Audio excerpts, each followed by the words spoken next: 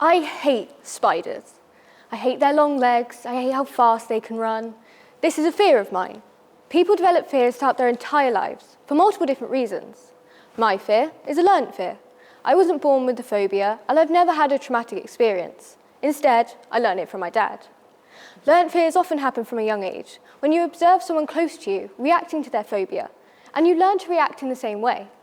However, some people develop fears through traumatic experiences. By having a particularly scary or intense situation with something, you learn to have a lasting fear of it. But what is fear? Scientifically, fear is when a part of the brain called the amygdala senses a threat and releases hormones throughout your entire body. The amygdala is an almond-shaped part of the brain, which is only about the size of an M&M. Imagine something that small being the thing to save you in a bad situation. The amygdala works by releasing hormones, which are like little chemical drill sergeants throughout your entire body, which shout orders at your organs and cells, telling them what to do and how to react.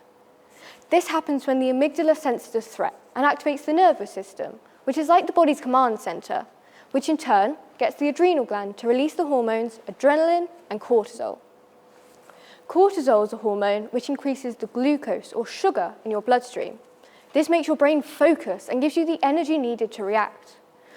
However, the main hormone in fear is adrenaline.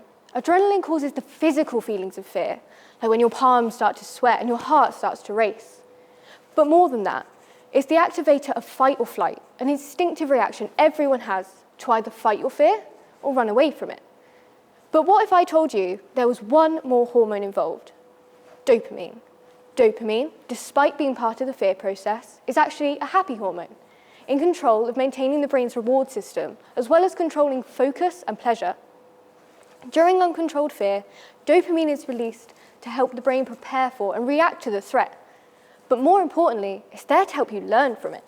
This can lead to you having a phobia in the future, or at least being more cautious. This is where controlled fear comes in.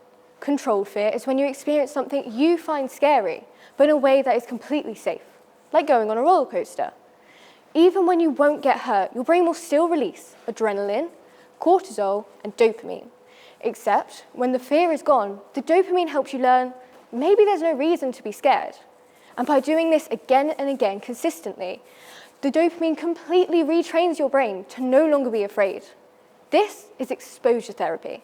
And exposure therapy is a proven way to treat disorders such as OCD, PTSD, and is a way of reducing anxieties and getting rid of phobias. So maybe fear isn't that bad after all. Thank you.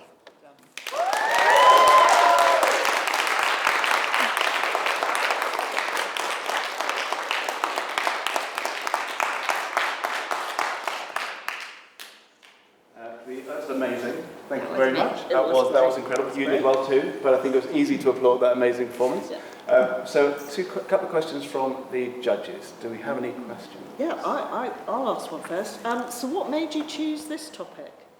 Well, I've always found it really interesting, but also one day in a science lesson, my science teacher put on a video of an experiment where toddlers were given snakes and spiders and their parents were freaking out while they didn't care.